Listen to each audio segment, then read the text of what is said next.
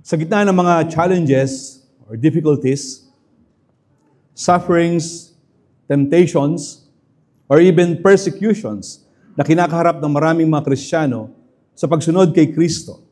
So lahat yan, pinagdadaanan natin. Nararanasan at mararanasan natin ang panghihina ng ating pananampalataya. Magduda sa ginagawa ng Diyos. Tinutokso tayo sa panlalamig. Yung bigat ng ating dalahin ay parabang, yung feeling natin parabang wala ng lunas sa bigat ng problemang ating kinakaharap. Nagdadala sa atin na sumuko, matakot, sa ating pagpapatuloy ng tapat sa lakaring pananampalataya.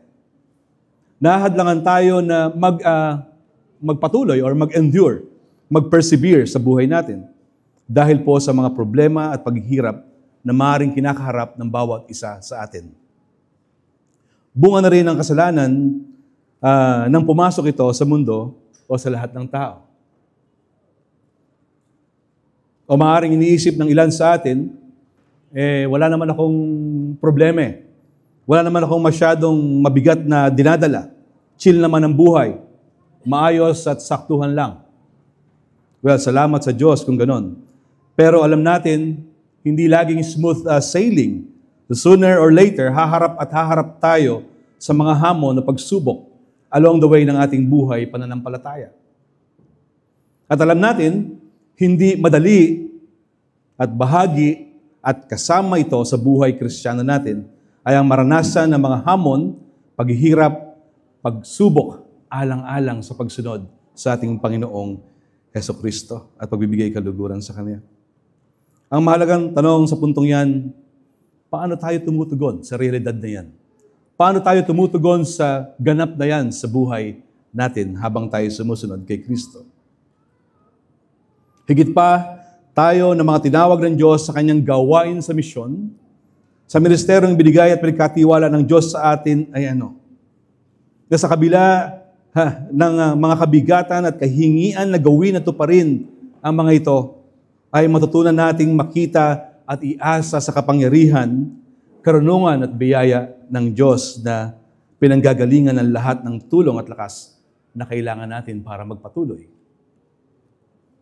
Hindi lang ito para sa amin ng mga pastors or elders, deacons, or mga ministry leaders, kundi maging ng bawat isang bahagi o member ng local church, particularly dito sa ating church sa BBCC.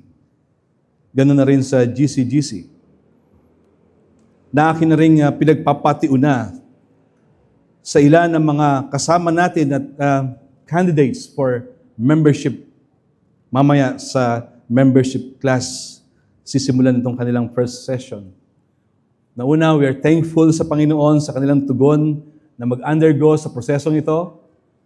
At pangalawa, hindi lang maging member ng church, kundi maging engaged sa church or yung value ng ating church covenant ay kanila o tayong lahat ay lubos na maunawaan at mapagtulungan at pagkaisahang isakatuparan nito sa tulong ng Diyos. Dahil bawat isa sa atin ay mayroong natatanging gawain o responsibility bilang stewards itong gospel ministry para sa ikasusulong nitong Ebanghelyo ni Kristo. Ito man ay sa loob at labas ng bawat iglesia. At sasabihin ko, hindi para i-discourage itong mga candidates for membership, ng bagay na ito ay hindi madaling gawin. Pero as we go along, and yung prayer ko na makita natin, ma-appreciate natin, wow, sa pamamagitan pala ng church, tulong-tulong natin itataguyod itong napakagandang yung covenant na ito para sa pagtupad sa misyon ng Diyos. Ang sulat ni Apostol Pablo kay Timothy, bagamat a pastoral epistle, direct to individual or to Timothy, na makikita natin kahit sa unang sulat niya sa 1 Timothy chapter 1-2a. Sabi diyan kay Timoteo, na tunay kong anak sa pananampalataya. And then 2 Timothy 1-2a din, ganun din kay Timoteo na minamahal kong anak. Ay though kay Timothy, pero hindi nangangahulugan sa implications nito Para pala yan sa mga pastors o sa mga leaders lang yan. Yes and no. Yes, sa atin lahat. Yun ang sagot, no? Hindi mo pwedeng sabihin na hindi kasali ang mga ordinary members o ang church sa patutungkulan nito. No. Kung ikaw ay tagasunod ni Kristo, para sa ito, para sa atin ito, para sa church itong mensahe na tinuturo ng salita ng Diyos. Hindi lang during that time ng isulat ni Paul kay Timothy at sa church, sa Ephesus, kundi maging sa atin ngayon. Kaya nga natin ito pinag-aaralan. And actually, sa dulo ng sulat ni Pablo, mapapansin na dito ay tinukoy niya ay para sa pangkalahatan. Ito yung maganda dun sa huli ng kanyang letter. Personal epistle to Timothy, pero pansinin natin 1 Timothy 6:20 sa huling bahagi nito. Sabi niya dyan, sumain niyo ang kagandahang loob ng Diyos. The same with 2 Timothy 4:22. Samahan nawa ng Panginoon ang Espiritu, sumain niyo nawang lahat ang kagandahang loob ng Diyos. So, it's all para sa atin ang salita na ito. Nasa Ephesus si Timothy sa panahong ito. 1 Timothy 1:3, nang siya'y sulatan ni Pablo. At sa 2 Timothy, hindi man direktang tinukoy ito, pero makikita ang ilang mga pahiwatig na nasa Ephesus pa rin siya that time. At bilang batang pastor na nangangasiwa, naglilingkod sa church dito, yun, tinagubilinan siya ni Apostol Pablo na during that time, sa kanyang panahon, at kalagayan naman, siya ay nakabilanggo sa Roma. 2 Timothy 1:16-17. So, mas mahirap yung kalagayan ni Paul kaysa dun sa una niyang pagkakakulong o house arrest. Na mababasa naman sa Acts chapter 28, verse 16 and 30-31. Kasi dito, sa kanyang ikalawang pagkakakulong, ay ang nalalapit niyang kamatayan, yung execution ni Paul. Ano yung reason? Bakit siya papatayin? Bakit siya i-execute? Dahilan ay ang kanyang pagtatanggol, yung kanyang pangangaral para sa Panginoong Hesukristo at kanyang mabuting balita. Tinagubilinan niya itong si Timothy na talagang hindi madali ang mararanasan mo o ni Timothy or the rest of the group, itong church na ito, sa pagtatanggol at pagbabahagi, pangangaral o pagtuturo para kay Kristo. So, may false teachings o yung may mga kumakalat na maling katuruan, may mga false teachers, may distorted gospel na umiiral at pinaniniwalaan ng mga tao. And nag-i-impluwensya yon sa iba. Pangalawa, mayroong pag-uusig na umiiral. Bukod pa, of course, sa mga personal na dalahin ni Timothy na recipient itong letter na ito. So sabi ni Paul, hawakan mo, bantayan mo, ituro mo, Timothy, ang tamang doktrina. Ang church na ito ng Ephesus na naharap sa mga maling katuruan, mula nga sa mga false teachers, ang sabi dyan sa 1 Timothy 1:3-7, basahin natin.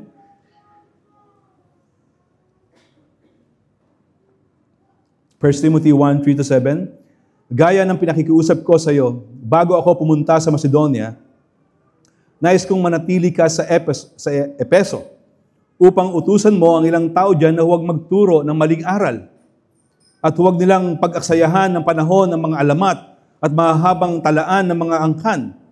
Iyan ay pinagmumulan lamang ng mga pagtatalo at hindi nakakatulong sa tao upang matupad ang plano ng Diyos sa pamamagitan ng pananampalataya. Then verse 5, dito binanggit niya yung layunin o yung purpose niya. Ang layunin ng tagubiling ito ay upang magkaroon kayo ng pag-ibig na nagmumula sa pusong dalisay, malinis na budhi, at tapat na pananampalataya. May ilang tumalikod sa bagay na ito at nalulong sa walang kabuluhang talakayan. Nais nilang maging tagapagturo ng kautusan gayong hindi naman nila naunawaan ang kanilang sinasabi at ang kanilang mga tinuturo ng may buong tiwala sa sarili. Followed by 2 Timothy 2:14-18, ipaalala mo, Timothy, ipaalala mo sa kanila ang mga bagay na ito at pagbilinan mo sila sa pangalan ng Diyos na iwasan nila ang mga pagtatalo tungkol sa mga salita na walang kabuluhan at walang ibinubungang mabuti. Sa halip, ito'y nagpapahamak lamang sa mga nakikinig. Sikapin mong maging kalugod-lugod sa paningin ng Diyos. Isang manggagawang walang dapat ikahiya at tapat ang paggamit sa salita ng katotohanan. Iwasan mo ang mga usapang walang paggalang sa Diyos sapagkat ang mga yan ay lalong naglalayo ng mga tao sa Diyos. Ang mga salita nila ay parang gangrena o para bang infeksyon sa katawan na kumakalat sa katawan. Kabilang sa mga nagturo ng ganito ay sina Himeneo at Fileto. So anong ginawa nila? Lumihis sila sa katotohanan at ginugulo nila ang pananampalataya ng iba sa pamamagitan ng pagtuturo ng muling pagkabuhay ay naganap na. Ipagtanggol mo ito sa mga taong yan. Nangahangad ay sa ikapapahamak ng buhay ng mga tao. Hindi ito madali para kay Timothy. And I believe kahit sa atin ngayon, as we protect and share the gospel, di ba? Maging apologetic. Maybe in social media, medyo malakas pa ang loob natin maging, tagapagtanggol or apologetic. Kasi hindi naman to face-to-face, social media. Pwede tayong mag-post ng mga quotations from a well-known na mga pastor, theologians, mga authors from a good Christian books. Of course, which ito'y mabuti naman. Kung ating intensyon ay para sa truth, para sa gospel, lalo na kung galing yan sa Treasure in Christ, PH. Amen? Pero wag lang sana natin para sa ating sariling kagustuhan at kasiyahan at masabing mahusay ako, mas matalino at magaling ako sa iba. To the point na ang sarili natin ang ating itataas at ibabagsak naman natin ng ating kapwa Kristiyano pa. Ibang usapan rin kung harapan at ibang relihiyon o yung may ibang paniniwala ang ating kausap o makainkwentro natin, tulad halimbawa, kung Muslim ang kaharap natin o ang Iglesia ni Cristo na kamakailan ay nag-trending sa kanilang pagsasama-sama sa isang rally. Paano tayo makikipag-usap at ibabahagi sa mga ito yung totoong gospel kapag may pagkakataon? Halimbawa, kung kapitbahay mo lang yan. Halimbawa, kung kaklase mo lang yan. Maaaring iiral talaga sa atin yung takot o hiya at pag-aalinlangan. So, nandoon yung fear. Nandoon yung shame o parang napipigilan tayo na mawalan ng tapang para gawin yon. Secondly, sa konteksto ng tumitinding pag-uusig, nag-exist during that time. At kahirapan, yun nga, kasabay ng mga hamon sa mga false teachers, hinikayat ni Pablo si Timothy na magpatuloy sa ministeryo ng may lakas ng loob, ng may pagtitiis, pag-ibig, at pagpipigil sa sarili na makikita sa ating text. Kitang-kita yan. So dito ay pinalalakas o ini-encourage siya ni Paul. Actually, yung burden o point na ito ay makikita sa buong sulat ng 2 Timothy. So tingnan natin quickly, isa-isa.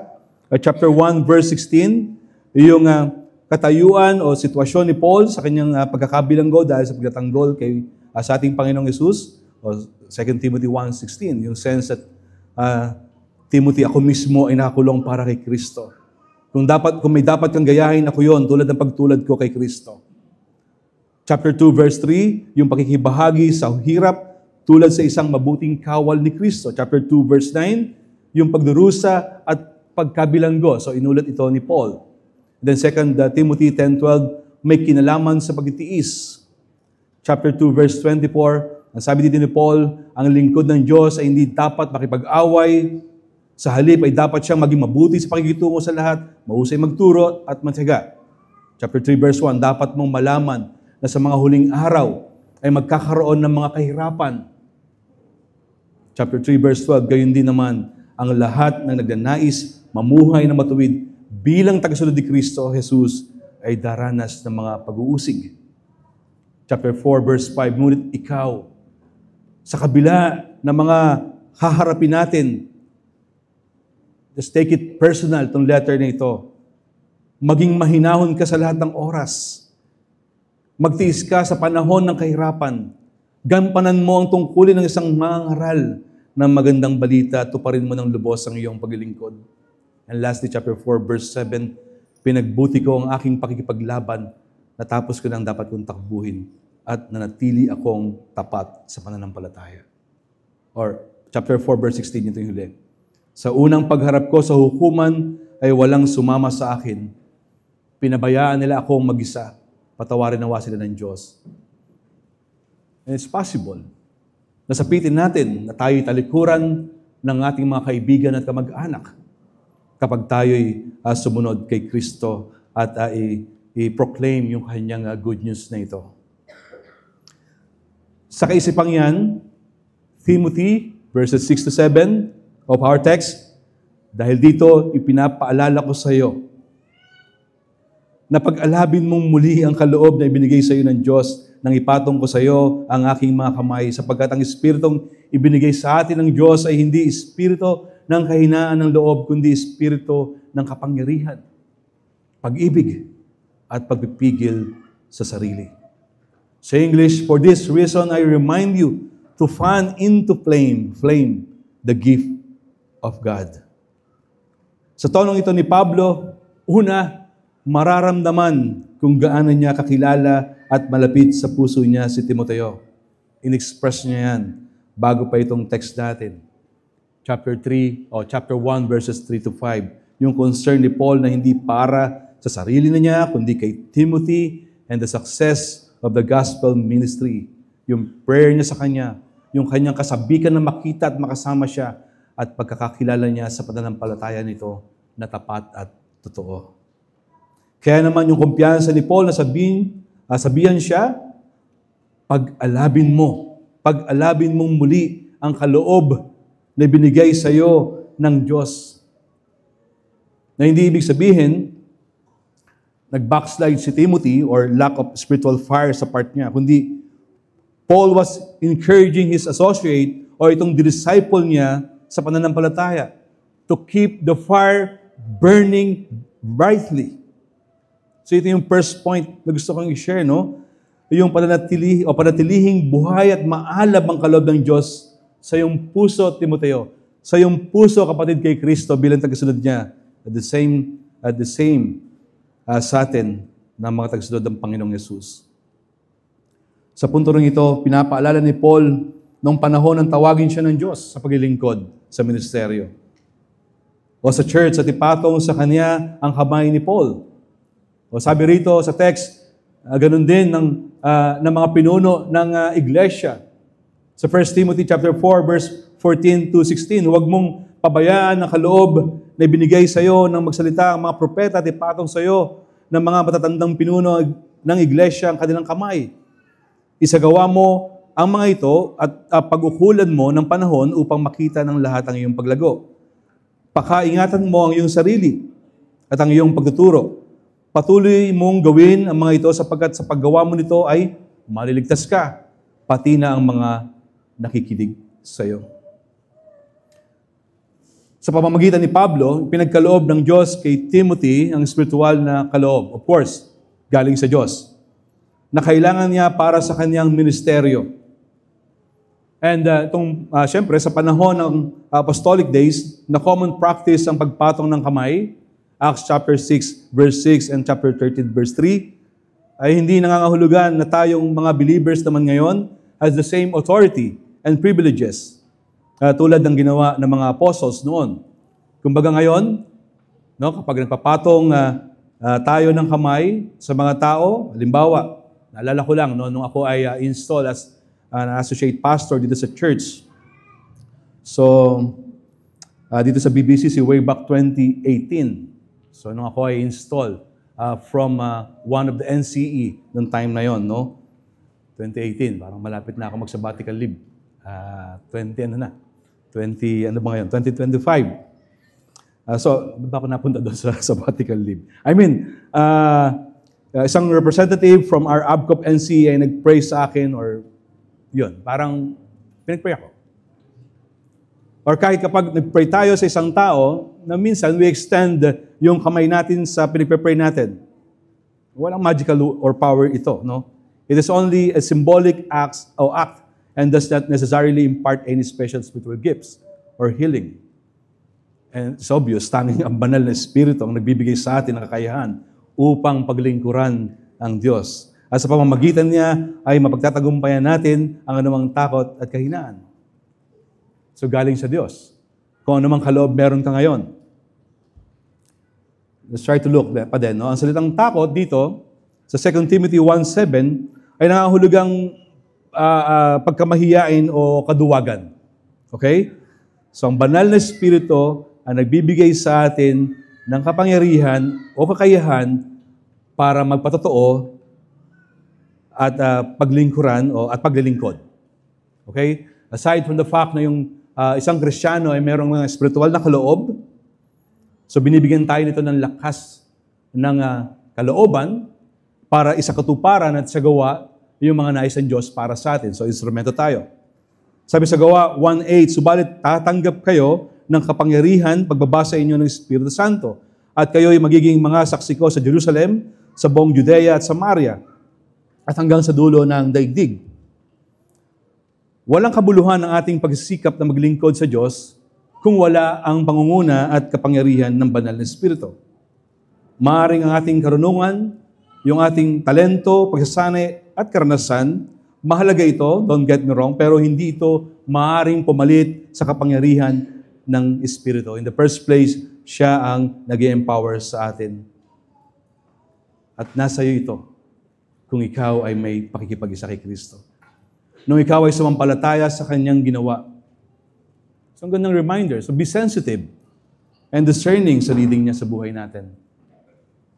Lalo na kapag nadarama mo yung impression o yung sa yung pagbubulay sa Diyos, di ba?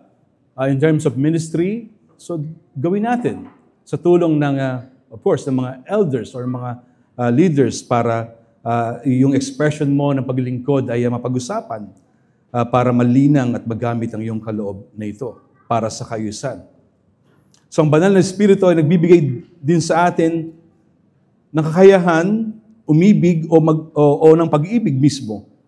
At dahil nasa atin to, dahil kay Kristo, nagkakaroon tayo ng malasakit para sa mga tao. Nagkakaroon tayo ng malasakit para sa mga unbelievers or lost souls. Nabahaginan sila ng gospel. Maging o lalo na para sa mga kapwa natin mananampalataya. Mga kapatid kay Kristo o kanyang pamilya. So magagawa nating tiisin o pagtiisan, pagpasensyahan ang bawat isa. Abutin ang mga wala pa kay Kristo. Mahirap at hindi madali, pero dito tayo tinawag ng Diyos. At sa tulong ng pangunguna ng Banal na Espiritu, naway gawin natin ng buong sikap at tapusin ang pinagkatiwala ng Diyos na gawin natin para na rin sa Kanyang kaharian. Contextually, dito sa ating church, yung mission na binigay sa atin. At ang pagiging makasarili natin, gusto kong i-point out din to, ay hadlang o magdudulot ng takot para gawin ito at magpatuloy sa buhay natin. Dahil kung tayo'y makasarili, iniisip lang natin ang namang bagay na maaaring makukuha natin sa paglilingkod sa Diyos at pagtupad sa Kanyang misyon, at matatakot tayong mawalan ng kung anong meron tayo. Di ba? So yung tendency na isipin natin yung ating katayuan, maybe our position or prestige, yung ating possession o yung mga resources na binigay sa atin ng Panginoon na meron tayo. Maaaring ito ay, alam mo yun, kung di natin naiintindihan, yung advancement ng kingdom of God, di ba? Parang, wag na lang, sa akin na lang to. Pero hindi. Kung alam mo na ito ay para sa Kanyang ministeryo, hindi tayo magiging madamot para pakawalan sa kamay natin ang anumang pwedeng i-contribute natin sa pagsulong ng Ebanghelyo. Hindi ko lang sinasabi dito in terms of monetary. Babalik tayo. Yung mga spiritual na kaloob na meron tayo. We can share itong mga bagay na ito sa church for the purpose para ma-edify, para mapalakas at ma-encourage tayo sa pagpapatuloy. Ang tunay na pag-ibig ng Kristiyano na pinapalakas ng Espiritu, Romans 5:5, nasabi diyan, at hindi tayo binibigo ng pag-asang ito sapagkat ang pag-ibig ng Diyos ay ibinuhos na sa ating mga puso sa pamamagitan ng Espiritu Santo na pinagkaloob sa atin. So ang nagbibigay sa atin ng kakayahan, magsakripisyo para sa iba ng walang takot, ng walang pag-iimbot. Ang Espiritu ang nagbibigay sa atin ng pag-ibig. Kaya nga yan yung bunga ng Espiritu sa Galatians 5:22-23. Anong sabi diyan? Subalit ang bunga ng Espiritu ay pag-ibig, kagalakan, kapayapaan, pagtatyaga, kabaitan, kabutihan, katapatan, kahinahunan, at pagpipigil sa sarili. At ang Espiritu ang nagbibigay sa atin ng pagkakaroon ng kakayahan na disiplina o pigilin ng ating sarili. Or pwedeng sabihin na sound mind. Ginagawa yun ng banal na Espiritu sa atin. So itong sound mind, ang salitang ito ay may kaugnayan sa salitang mahinahon or pagkamahinahon na madalas nating makita sa mga sulat sa pastoral epistle. Hindi lang sa Timothy, kundi maging sa Titus, chapter 1, verse 8, chapter 2, verse 2, and verse 4, 6, and 12. Ang disiplina sa sarili o yung pagpipigil sa sarili ay masangkop na salin para sa maayos na pag-iisip or sound mind. Bakit ko sinabi ito? Dahil ito inilalarawan nito ang isang taong may matinong pag-iisip at balansing pananaw sa buhay niya. Meron siyang kontrol sa kanyang buhay. Yung kanyang pakikipagtulungan doon sa banal na Espiritu na kumikilos sa kanya o sa atin. So, nauunawaan natin na we need to depend doon sa kilos na yon. And siya yung nagbibigay ng wisdom sa atin para i-weigh natin, magkaroon tayo at ng maayos na desisyon sa mga ginagawa natin. Sa Amplified Version, ganito ang mababasa at magandang pagkakasalin itong 1 Timothy 1:7. For God did not give us a spirit of timidity o yung lacking courage or cowardice or fear, but He has given us a spirit of power and of love and of sound judgment and personal discipline. Yung abilities that result in a calm, well-balanced mind and self-control. Napakagandang i-apply yan sa atin dito sa church. Binanggit ko kanina yung challenge na magpapasensya tayo. May mga pagkakataon talagang matitrigger or mapaprovoke yung ating pagiging self-righteous, lalo na kung hindi natin nagugustuhan yung sinasabi ng ating kapatid. Di ba? So, yung factor na tayo naiinis, tayo ay nagagalit. So, we need to be reminded, no? Yung tamang pagtingin at pagbalanse ng ating isipan sa salita na ating bibitawan para sa ating mga kausap at karelasyon sa church o yung relationship natin sa church. So ganito, inaasahan ni Apostol Pablo si Timothy habang pinananatili niya sa kanyang puso ang alab ng mga kaloob na ito galing sa Diyos. It's a good reminder for all of us kung baka sa mga panahong o oras na ito ay nararamdaman mo o nararanasan mo ang panlalamig sa iyong puso o panghihina sa pananampalataya or takot na natural namang mararanasan natin, dala ng iba't ibang circumstances sa buhay natin. Pero hindi mo kailangang tumigil at pagkatapos ay ayoko na. Huminto at magpahinga, yes. Tumalikod at magkasala na lang kasi ang hirap na, sobrang nakakabigat na ang mga struggles, no. Kundi patuloy pa rin tayong maging tapat sa pagsunod kay Kristo. Stir up. Parang at this point, parang ako yung Paul at kayo yung Timothy. Na in-encourage tayo na salita ng Diyos. Press on. Steer into flame the gift of God. Maganda yung sinabi ng isang Christian author to quote sa comment na to, no? Sabi niya, the Holy Spirit does not leave us when we fail. John 14:16, but He cannot fill us, empower us, and use us if we neglect our spiritual lives.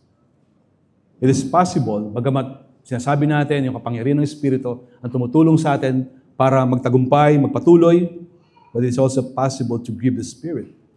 Ephesians 4:30, at huwag din yung saktan ng kalooban ng Espiritu Santo, sapagkat siya ang tatak ng Diyos sa inyo at katibayan na kayo tutubusin pagdating ng takang araw. Sa anong dahilan? Kasalanan. Kung pinaiiral natin yung pagkamakasarili natin, so we grieve the Spirit and quench the Spirit. 1 Thessalonians 5:19, huwag ninyong hadlangan ang Espiritu Santo. Again, sa anong dahilan? Kasalanan o pagiging makasarili natin. The number 2, verse 8 hanggang 8b. Kaya't huwag kang mahihiyang magpatotoo para sa ating Panginoon. At huwag mo ring akong ikahihiya na isang bilanggo alang-alang sa Kanya. Sa halip, makihati ka sa pagtitiis para sa magandang balita. O huwag ikahiya si Kristo at ang Kanyang Ebanghelyo. Ang natural na tendency, hindi lang ni Timothy, kundi maging tayo, ay ang madali sa atin ang mahila or i-avoid na lang yung mga circumstances that demanded witness and involved suffering. By nature, none of us enjoys sufferings or suffering. Ayaw natin to. Sino ba may gusto ng suffering? Di ba? Pero na ang Panginoong Jesus sa Luke 22:42, sa Gethsemane, sinabi niya, Ama, kung loloobin mo, hilayo mo sa akin ang kopang ito, ngunit huwag ang kalooban ko masunod, kundi ang kalooban mo. Even Paul, 3 times, hiniling niya sa Diyos, nalisin itong painful thorn in the flesh sa kanyang buhay.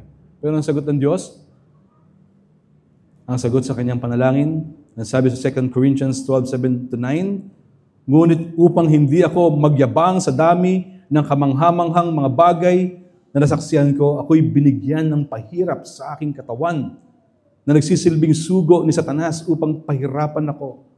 At nang sa gayoy, hindi ako maging palalo. 3 beses kong idinalangin sa Panginoon na alisin ito. Ngunit ganito ang kanyang sagot, ang kagandahang loob ko ay sapat na para sa iyo, sapagkat lubusang nahahayag ang aking kapangyarihan kapag ikaw ay mahina. Kaya't buong galak kong ipagmamalaki ang aking mga kahinaan upang manatili sa akin ang kapangyarihan ni Kristo. Ang mga pagdurusa at paghihirap ay maaari talagang, sabihin natin hindi maaari, kundi bahagi sa buhay natin ng isang tapat na buhay bilang Kristiyano.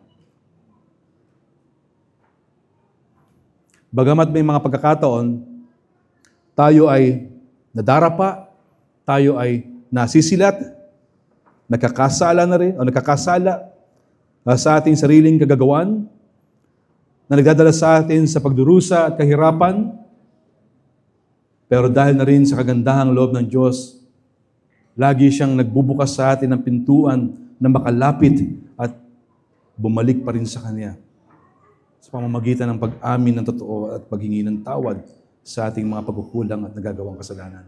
It's good news. Kasi kung i-assess natin sa ating sarili, maraming bagay sa ating buhay, nagagawa natin yung ating sinasapit ng mga pagdurusa. Kung aamin tayo sa ating sarili. But, I'm telling you, kahit sa mga ganitong pagkakataon, laging bukas ang puso ng Diyos para sa atin sa pamamagitan ng paghingi ng tawad at pagpapakumbaba sa Kanyang harapan. Dahil kay Kristo. It's good news for us. At yung prayer natin, na patuloy tayong mag-conform sa Kanya, talikuran ang kasalanan, tumingin at panghawakan ng salita niya, hindi ang ating sariling kagustuhan. At kung sa atin namang paggawa o pagsunod sa Kanyang kalooban at pamumuhay sa katwiran, ay atin pang nararanasan ang mahigpit na pag-uusig, problema at kahirapan, aliwin tayo ng Kanyang mga salita. Aliwin tayo ng katotohanan ng salita ng Diyos. 1 Peter 2:20, may pagmamalaki ba ang magtiis ng parusa kung ito'y dahil sa paggawa ng masama? Hindi. Ngunit kung magtiis kayo ng hirap sa kabila ng paggawa ninyo ng mabuti, pagpapalain kayo ng Diyos. 1 Peter 3:17, higit na mainam ang kayo'y magdusa dahil sa paggawa ng mabuti, sakali mang ito'y ipahintulot ng Diyos. Kaysa ano? Kaysa magdusa kayo dahil sa paggawa ng masama. 1 Peter 4:12-17, mga minamahal, huwag na kayong magtaka sa mabibigat na pagsubok na inyong dinaranas na para bang ito'y di pangkaraniwan. Sa halip, mag-alala kayo sa inyong pakikibahagi sa mga paghihirap ni Kristo upang maging lubos ang inyong kagalakan kapag nahayag na ang kanyang kalwatian.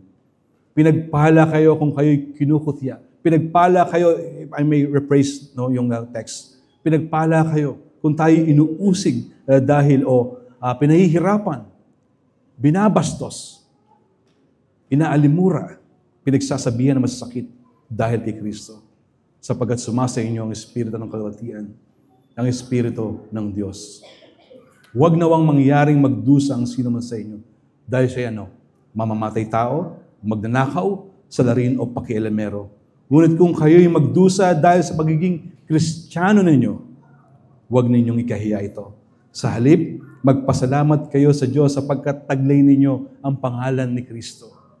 Bakit tayo usigin? Para bang mapapaisip ka, ba't ba ako hindi nakakaranas sa mga ganito? So, magandang pagbulayan, no? Yung ating puso. Para bang hindi ko sinasabi na, sige, gusto ko ng paghihirap. No. So, parang katunayan na tayo ay na kay Kristo. If yung suffering na yon ay nararanasan natin, pero nakikita pa rin natin yung providence o yung ginagawa ng Diyos at natututunan natin maging magalak at maaliw o masiyahan sa kabila ng kahirapan. Sa mga sufferings na ito, dahil sa katwiran, tayo'y nakikibahagi sa mga pagdurusa ni Kristo tulad ng hangarin ng puso ni Pablo sa Philippians 3:10-11. Ang tanging hangarin ko ngayon ay lubusang makilala si Kristo. Maranasan ang kapangyarihan ng kanyang muling pagkabuhay. Makibahagi sa kanyang mga paghihirap at maging katulad niya sa kanyang kamatayan. Umaasang ako man ay muling bubuhayin mula sa kamatayan. Ang mga pagdurusa kasabay ng ating lakaring pananampalataya ay maaaring hadlangan tayo sa nais ng Diyos sa atin na ibahagi si Kristo sa mga tao. Gagawin ng kaaway ito upang hindi magtagumpay na may sulong ang Ebanghelyo. Ito man ay sa effort o kagustuhan nating i-share ang gospel. Not to convert those unbelievers at tayo magparami sa church. No. Kundi nang may buong katapatan, ibahagi ito sa marami pang tao. Na alam natin ang Diyos din ang magbibigay o magpapadala dito sa atin. Kahit pa sa kabila na maaari nating kinakaharap ng mga kabigatan o problema. O mismo tayo ay matakot na gawin yon, mahiya na gawin yon. Again, huwag tayong mahihiyang gawin, magpatotoo para sa ating Panginoon. Kahit saan ka man nilagay ng Diyos. Obviously, meron tayong kanya-kanyang lugar na kinalalagyan na opportunity to witness for Christ and to share the gospel na maaaring sa pinagtatrabahuhan mo, sa eskwelahan ng mga estudyante rito na pinapasukan nyo, sa kaibigan na unbeliever, family members na hindi mananampalataya at iba pa. It's so encouraging kapag ang ating church at marami sa inyo rito o tayo rito ay patuloy at walang sawa sa pag-share ng gospel o itong ating story of God sa iba. Nakaka-encourage yun. Nakapagpapalakas yun sa atin. Nakakahawa yung ganoong klase ng pagmamahal sa mga tao na wala kay Kristo para ibahagi siya. Ganon din sa discipleship, na intentional na umaabot para sa iba na tulungang makilala si Jesus, patuloy na matulungan ang isa't isa na magtiwala kay Jesus upang ibigay ang buhay ng bawat isa sa atin para sa misyon ni Jesus. Magpatuloy tayo na gawin yon sa ating church. Encourage one another, disciple one another. May ilan pa sa atin, maaaring hindi convinced na gawin to. Maaaring ang indication na makikita dyan, marami sa atin wala ngayon dito. Hindi ko sinasabi o inusgahan ang kanilang kalagayan. Pero yung point na sa kabila, sa kalagayan ganon, encourage natin sila. Patuloy natin silang abutin at nakamustahin. Hindi natin alam yung mga dahilan kung bakit wala sila. Pero malalaman natin yun, syempre, kung tayo pupunta at aabot sa mga ito o sa mga kapatid natin kay Kristo. Ang point, huwag tayong magsawa. Huwag tayong magsawa na encourage ang bawat isa sa Panginoon. Tayo na mismo ang humakbang papalapit sa bawat isa. Ipag-pray, mag-follow up, kamustahin, i-text. Tumingin ka lang sa kabila ng upuan mo. Sino ba yung mga dating katabi mo dyan wala ngayon? So it's magandang i-remind, magandang mag-follow up. Huwag tayong magsawang encourage ang bawat isa sa atin. Dangan nga lang talagang maaaring may mga pinagdadaanan ng marami. Again, para malaman yan, we need to be intentional. And thirdly, skip ko muna itong last part of verse 8 to 9a. Sa MBB na salin ginamit ko ay sinabi dyan, umasa ka o tayo sa kapangyarihan ng Diyos, nagliligtas o na nagligtas at tumawag sa atin para sa isang banal na gawain. Nalagay ito sa response at mamaya ay ating itong titignan. Dito muna tayo sa verses 9b to 10. Ginawa niya ito hindi dahil sa anumang nagawa natin, kundi ayon sa kanyang layunin at kagandahang loob. Sa simula pa, ito ay binigay na niya sa atin sa pamamagitan ni Kristo Jesus. Ngunit ito'y nahayag na ngayon nang dumating si Kristo Jesus sa ating tagapagligtas. Winakasan niya ang kapangyarihan ng kamatayan at inihayag ang buhay na walang hanggan sa pamamagitan ng magandang balita.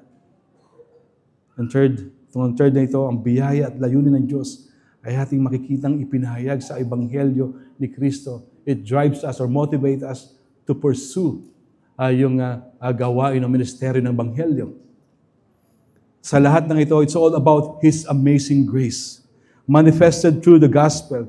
Kung mauunawa natin to, na noon pa man sa kapangyarihan at panukala ng Diyos, tayo bahagi ng isang dakila at walang hanggang plano na tinakda ng Diyos bago pa man likhain ang mundo, na alam na ng Diyos ang wakas o katapusan mula pa sa simula, na mayroon siyang layunin may layunin siya para sa kanyang mga tinawag, ikaw yon at ako na nagtitiwala o sumasampalataya kay Kristo. May layunin siya para sa kanyang mga pinili na may sakatuparan ng kanyang plano ng kaligtasan para sa kanyang kalwatian. And sufferings ay bahagi ng kanyang plano. Si Jesucristo ay nagdusa ayon sa kalooban ng Diyos dito sa lupa. Ganon din at lahat ng mga nagtitiwala sa Kanya. Medyo pangit pakinggan, pero magdurusa rin.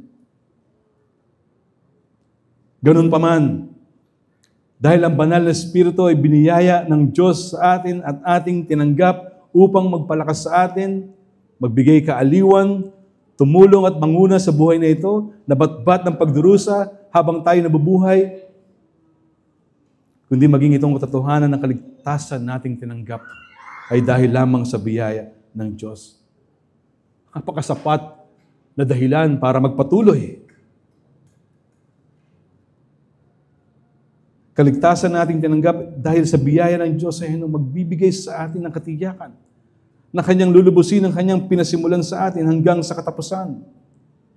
Tinatamasa na natin ngayon ang pagpapalang hatid ng kapatawaran sa kasalanan, katiyakan ng kaligtasan sa Kanyang biyaya na hindi natin pinagtrabahuhan, Ephesians 2:8-9, Titus 3:5, pagsama ng Kanyang presensya at tulong na kailangan natin sa araw-araw, lalo na sa ating laban sa kasalanan. Ibinigay niya ang church upang makasama at makatuwang natin sa pagpapatuloy sa pananampalataya, sa karunungan ng Diyos, at sa mga provision at means of grace na ito, ikabit natin ang ating kumpiyansa in His wise plan. Lahat yan ay binuo sa atin ng Diyos para tayo'y makapagpatuloy. All of this grace was given to us in Christ. We could not earn it. We did not merit it. This is the grace of God. And we are thankful sa biyayang ito ng Diyos. Verse 10, ngunit ito'y nahayag na ngayon. Nang dumating si Kristo Jesus na ating tagapagligtas, winakasan niya ang kapangyarihan ng kamatayan at inihayag ang buhay na walang hanggan sa pamamagitan ng magandang balita. Si Kristo ay nagtagumpay na laban sa kamatayan. Kapag tayo nagiging mahiyain o natatakot, ito'y dahil natatakot tayo. Ngunit ano ang ating kinatatakutan? Ang pagdurusa o ang posibleng kamatayan? Si Paul mismo ay humaharap sa kamatayan habang sinusulat niya ang liham na ito kay Timothy, ilang araw na lang ay maaari na siyang i-execute. Ngunit si Yesu Kristo ay nagtagumpay na laban sa ating huling kaaway, ang kamatayan. Ginawa itong walang bisa. Inalis ang kamandag nito kapalit ng kanyang kamatayan para sa ating sa ating mga kasalanan. Ano ang ginawa ni Kristo? Tinanggap niya yung poot o galit ng Diyos upang maligtas ang bawat isa sa atin na sa Kanya ay sasampalataya. Oh, how gracious. Itong kamatayan, nasaan na ngayon ang iyong kamandag? O libingan, nasaan ang iyong tagumpay? 1 Corinthians 15:55. Gusto kong i-quote yung sinabi ni Warren Wiersbe na comment niya dito, to quote, Christ is not the only destroyer of death. Hebrews 2:14-15. Basahin ko lang. Dahil sa ang mga anak na tutukoy niya ay tao, naging tao rin si Jesus at tulad nila ay may laman at dugo. Ginawa niya ito upang sa pamamagitan ng kanyang kamatayan ay mawasak niya ang dyablo na siyang may kapangyarihan sa kamatayan. Sa pamamagitan din ng kanyang kamatayan ay pinilaya niya ang lahat ng tao na buong buhay nila ay inalipin ng takot sa kamatayan. We try to assess, di ba? Parang yung mga fear, yung mga sufferings, when we look forward, di ba parang hahantong yun sa kawalang pag-asa at kamatayan ng buhay natin? Pero winakasan yun ni Kristo. Pinagtagumpayan niya yun. At ibinigay niya ang solusyon doon sa takot na yon na maaaring naiisip mo. Bakit ka napipigilan sa iyong pagpapatuloy? O dahil ba sa mga sufferings or persecutions? Tuloy ko lang. But He was also the revealer of life and immortality. In the Old Testament, the doctrines of eternal life, death, resurrection, and the eternal state were in the shadows. Here and there, you find glimpses of light. But for the most part, the picture is dark. But then Jesus Christ, who shone His light on earth and the grave. Through the gospel, He has given us assurance of eternal life, resurrection, and the hope of heaven. Sa pamamagitan ni Kristo at ng kanyang ebanghelyo, nahayag ang buhay na walang hanggan. Nahayag ang pagkabuhay at ang pag-asa sa hinaharap doon sa langit kasama ang Diyos magpawalang hanggan. Natapos na ang lahat ng paghihirap, kundi puro saya at kagalakan ang pagkakaloob niya sa atin. Then lastly, on verses 8c and 9a to a, nilaktawan ko, and then 11 to 12. So basahin lang natin to.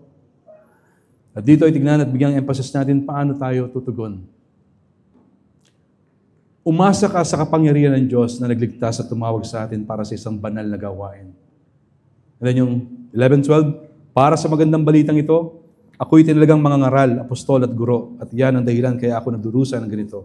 Ngunit hindi ako nahihiya sapagkat kilala ko ang aking sinasampalatayanan at natitiyak kong maiingatan niya hanggang sa huling araw ang pinagkatiwala ko sa Kanya. Wow! Una, tulad ng nakita na natin, ang ating pag-asa ay sa Diyos na tumawag sa atin. Ang ating kalakasan ay sa Diyos na tumawag sa atin. Tumawag kay Timothy, kay Apostle Paul, at sa iba pang mga lingkod ng Diyos. At tanging sa kapangyarihan, pagkilos ng banal na Espiritu, at kanyang biyaya, kaya tayo nakakatayo sa buhay na ito. Magkakaroon ng tapang at maging tapat kay Kristo at sa kanyang mabuting balita. It is not something that comes from within us, but from outside of us. Ito'y mula sa Panginoon. Ito'y mula sa kanyang biyaya na binuhos sa atin kay Kristo. Hindi kinahiya ni Pablo ang anumang naranasan o pinagdaanan niya para sa Ebanghelyo. Bakit? Dahil alam niya na si Kristo ay tapat at iingatan siya. Mapapansin ang pagbigay diin niya sa kung sino ang pinaglalagakan niya ng tiwala. Alam ko kung kanino ako sumasampalataya. Pansinin niyo, he believes in a person, our Lord Jesus Christ, our Savior. Ipinagkatiwala ni Pablo ang kanyang kaluluwa sa pangangalaga ng tagapagligtas at tiyak siya na tapat na iingatan ito ni Kristo. Iingatan ni Kristo yung pagtitiwalang yon. At dahil doon, makikita ang pananabik sa puso niya bilang apostol o lingkod ni Kristo. Na kahit sapitin man niya ang kamatayan, wala itong anuman sa kanya. Sinabi din niya yan sa Philippians 1:21. Sapagkat para sa akin ang buhay ay para kay Kristo at ang kamatayan ay pakinabang. And dito sa mahuling bahagi nitong letter niya sa 2 Timothy 4:6-8, sapagkat dumating na ang panahon ng pagpanaw ko sa buhay na ito. Ako'y mistulang isang handog na ibinubuhos sa dambana. Pinagbuti ko ang aking pakikipaglaban. Natapos ko na ang dapat kong takbuhin. At nanatili akong tapat sa pananampalataya.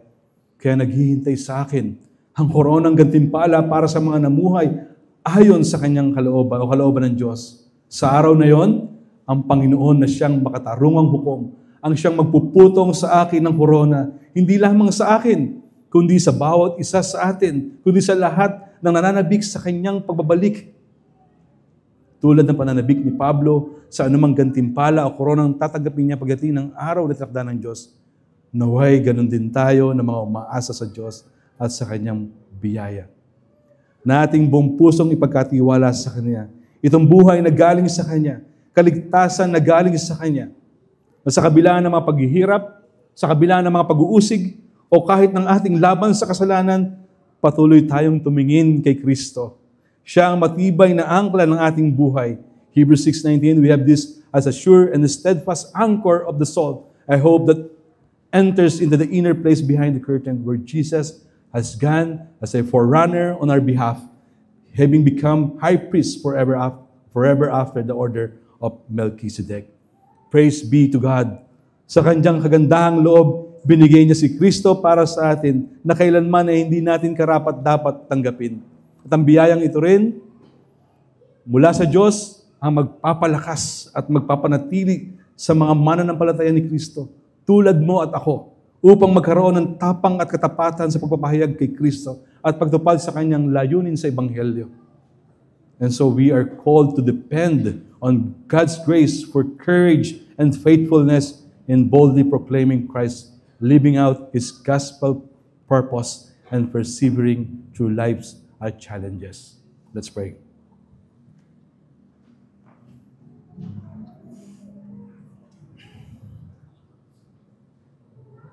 Panginoon, nagpapasalamat kami sa biyaya ng buhay na binigay mo sa amin sa pamamagitan ni Jesucristo, ang aming tagapagligtas. Gusto naming express, Panginoon, at tunay na siya ang aming kagalakan, siya ang aming katwiran, siya ang aming kalayaan at kapayapaan, kaaliwan. Sa Kanya namin lubos na inaasa ang aming mga buhay. Kay Kristo, matatag ang aming katayuan. Sa kabila ng mga pagsubok, hindi mo kami pinabayaan, sapagkat siya ay kasama namin.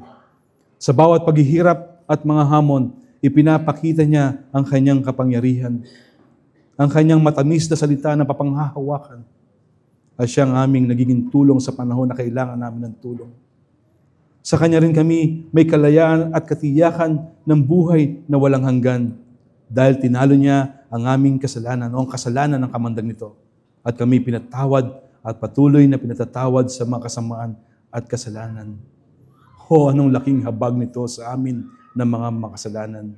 Kaya naman ito yung mabuting balita na kung may nakikinig ngayon dito, wala pang pananampalataya kay Kristo, magdala sa kanyang puso mga katotohanan ito upang pagsisihan ng kasalanan at magpasakop sa iyong pamamahal at pangunguna sa buhay ng bawat isang wala sa iyo. Panginoon, patuloy kami magtitiwala sa iyo. Tulungan mo kami na magtiwala sa iyo. At naway patuloy na pangunahan at samahan kami ng diwang banal sa araw-araw na ninanais naming sundin ng iyong mga utos at maghintay sa araw na kami makakasama mo na sa iyong presensya dyan sa langit. O Diyos, lahat ng kalwatian ay sa iyo magpakailanman. Sa ngalan ng Ama, ng Anak, ng Espiritu Santo, itong aming dalangin. Amen.